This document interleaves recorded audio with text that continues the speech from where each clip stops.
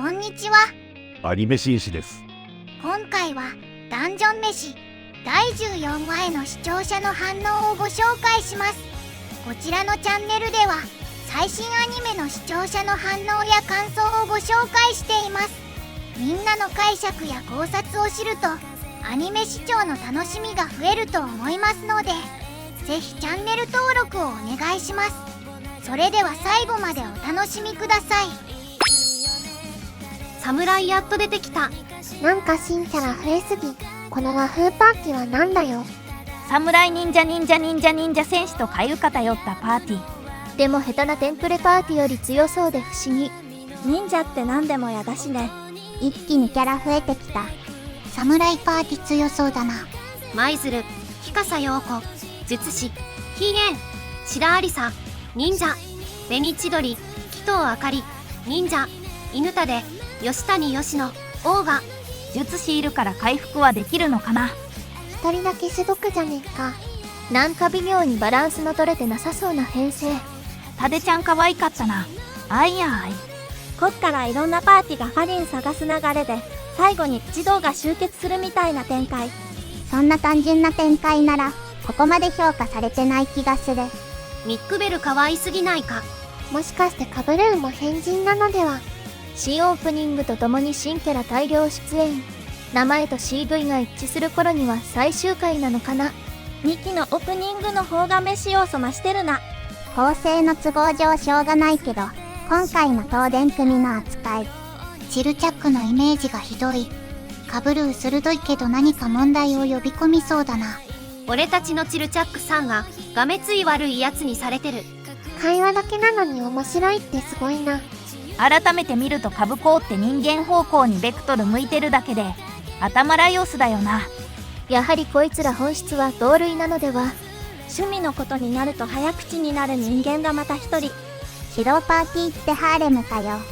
カブルーが話しかけた時に鬼娘ちゃんとくのいち2人が顔赤くなってたけど、もしかしてカブルーってかなりイケメンでモテる方なのか。キャラめっちゃ出てきた。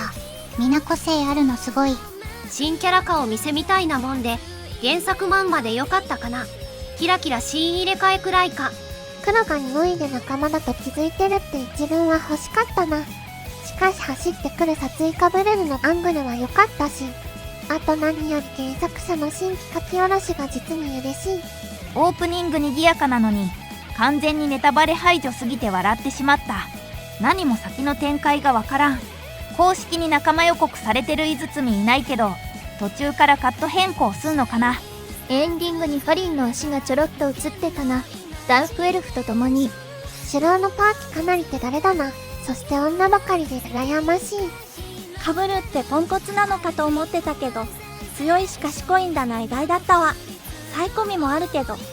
鉛が金に困っているのは父親のせいだったのか。武器に詳しいのも父親譲りなんだな。なんで犬怖くなってたの。犬は猫が嫌い。腹が減った。ポンポンポンとか孤独のグルメかよ。そもそも戦闘中に回復とか効率悪いからな。2クール目以降はかなり群像劇なので、今回みたいにライオスパーティーがほぼ出てこない回もあると思われ、最終回はこの複数パーティーが助けに来てくれる流れですね。村正持たせた侍はマジ強いからな。来週は学校始まって以来の才女が見れるかな。ライオスパーティーって伊豆換算するとロード、サムライ、ファイター、チーフ、プリースト、ビショップだもんな。タデちゃんむっちりしてて可愛いな。エンディングはまあよいな。バンプのオープニング返して。原作最後までやるといいから役ネバ並みの超スピードでやるんだろうな。最後までやらなくていいから話カットしないでほしい。要はラリオスパーティーがどんな評判なのかの説明なわけだが、くせ者揃いだな。こうして説明されると改めて思ったけどフォント構図も絵も漫画のまんまだな。今回でも14巻の半分くらい。最後まで無理やろ。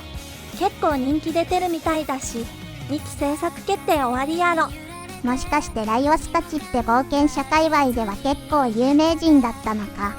エルフ自体が少ないと言ってたろう。だからエルフいる時点でちょっと他より注目度は高いし、その上でかなり深いところまで潜ってる実力派パーティだよ。大ドラゴン戦の戦法がパーティとして確立されてる程度には、ドラゴン何度も倒してるぐらいだ。チルチャックがハーフフットとしては例外な真面目で律儀なやつなんだ。カブルーは魔物相手には雑魚なのか。ダンジョン向いてないだろ。カブルーは対人特化というか、本来迷宮向きじゃないというか。カブルー切れ者っぽいのにパーティは弱いな。マーライオスの詳しすぎというか、マルシル死んだままだった。死んだままのワンカットで爪痕残す大御所。作画コストはかけられないけど頑張ったって感じだったな。カブルーまでプレイボーイなのか。カブルーの声の人、レンタロウくらいしか他に知らんから、女性関係やべえ役しかやらん人ってイメージついちまう。なんといってもライオスたちが主役じゃないと魔物料理がないからいけない。カブルーの評価真っ二つでくさ、基本ヘイト多くて。1話でカブルーのヤバさ全開だったな。作が止まってたけど話はすげえ面白かった。2期はカブルーパーティーがメイン主人公扱いになるのかな。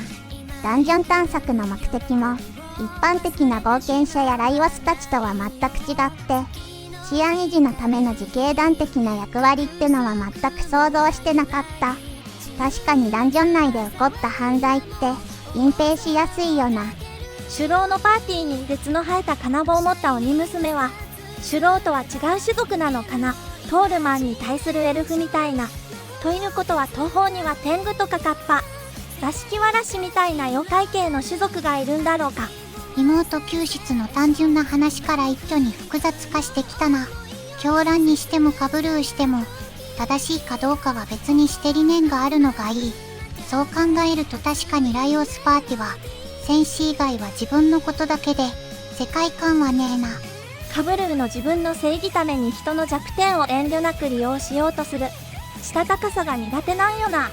カブルーまっすぐな性格ではないけど、全体のこと考えて動いてはいるよね。逆にライオスはまっすぐだけど、一つのことに直進するタイプ。魔物に詳しくて人間に疎いやつが主人公で、人間に詳しくて魔物に疎いやつが、裏のありそうなキャラ設定なの面白いな。オープニングはスパイファミリーかと思ったわ。まあすぐ慣れるべ。新オープニングは爽やか詐欺だな。エンディングは一方そのコロイラストか。オープニングエンディング良かったな。安心したわ。カブルー一行の冒険からスタート。とんでもない観察眼と記憶力で、ライオスたちの行動やパーティー編成を見破ってるのめちゃくちゃすごいし、これまで語られなかった秘密も明らかになる大切なお話だった。シュロウたちの活躍も楽しみ。シュロウ、高レベル侍の上に、東方の一等の棟梁という家柄も含め、パーフェクトエリートのはずなのに、色彩豊かすぎる一等の扱い下手とか、ライオスと絶望的に間合いが合わないとか、出番で不遇がすぎる。これ見ても、ライオスパーティ全員、基本的にマスターレベルくらいの熟練なんだよね。伏線はあったとはいえ今までやられ役だったカブルーが戦闘をきっかけに、一気に主人公に駆け上がった回であったわけで、さらに東洋組まで加わった形。あれこれもうライオスたち必要ないじゃん。とか言ってはダメだぞ。あ、新オープニング、エンディング、シュロウパーティの新キャラ登場など盛りだくさんの内容でした。死体回収やパーティに容赦のない制裁を下すカブルーの表情の変化と、その流れるような動きにゾクゾクしっぱなし。そんな彼がリーダーなのに、パーティとして仮想に潜るにはまだまだ力不足なんだな。あっという間に終わってしまった。カブルーパーティめっちゃ喋ってた。ニックベル、少し声高めな感じかわいいな。苦労を持ってた後の表情が、想像のがめついチルと同じなの面白い。そしてエンディングは先生の新規へいっぱいだった。ここに来て全滅パーティさんたちの話か。リーダーのカブルーは優秀なようでどこか危ういね。ライオスたち勘違いされてるっぽい。あったら一悶着ありそうだな。ピンチの連続。ここに来てシュロウさん来た。カブルー何か悪い顔してない。ライオスたちも地味にピンチだし。カブルーサイドから改めてライオスたちの紹介か。これはうまい構成。ここから先絡むんだろうし、ただこのままシュローに同行するのは無謀だと思うんだが、確実に力が階層になっていない気がする。それでシュローを利用、それだと動機がわからない。これから語られるのか。キスで止めてて笑い。新人冒険者と思ったらやべえ連中だった。こんな奴らなのに2度も全滅するのね。組合統制、仲介料払え、ノチルチャック笑い。坊ちゃんにしては、やつれてんな苦笑。マルシルたちの敵になる存在か。マルシルたち道に迷ってて笑い。いつ出るのかなと思っていた侍の首郎さん。随分とやつれてますが、詳細は次回以降ですかね。迷宮のきな臭さも良いアクセントになって、ライオスたちとの再会が楽しみですね。ちょっとご無沙汰ですが、クッキングにも期待してます。カブルーたちによるライオスパーティーへの陰口とも言える観察も別に間違ってはいなくて、一部の側面だけを切り取ると、そういう感想にもなるよねって話。こういう人の一部だけを見たことによる偏見や勘違いが、ごくごく自然に作品世界になじませてある。それが面白いんだ。カブルーたちが本格参戦って感じ。今までは何だったんだあの人たちみたいだったけど、ここら辺からダンジョンの秘密やら、それを取り巻く環境やらがどんどん出てきて話が広がっていく。しかしこのテンポだとやっぱり3クール目とかやってしっかり全部やる気だな。常に全滅してる印象しかないカブルーたちにフォーカスすることで、冒険者とダンジョンの殺伐とした一面が見えてきて、ライオスたちの異質さが浮き彫りになるのが興味深かった。それにしてもカブルーの観察力や洞察力の鋭さは感心するとともに、不穏さや危うさも感じさせて続きが気になる。ダンジョン飯は物語のハンドリングがうますぎる。時系列が変わったり、主人公たち以外のパーティーの話で30分使っても、それが最後にはちゃんと本筋に合流してくるのが気持ちよい。それに加えて蘇生直後はお腹すくみたいに、現実世界ではわからないダンジョンあるあるが登場するのも楽しい。帰還を決意したライオスたち。一方誤解も含め彼らを追うカブルーたち。迷宮に関わる人々の汚さ、正義、思惑等は絡み合い、さらなる登場人物たちも加えて、物語は群像劇の要素を呈していくか、多くのパズルのピースが今後どんな絵を描くのか、転換点や新初開幕を実感する後半クールのスタート。最後までご視聴いただきありがとうございました。皆さんのご感想や注目ポイント、考察などありましたらコメントで教えていただけると嬉しいです。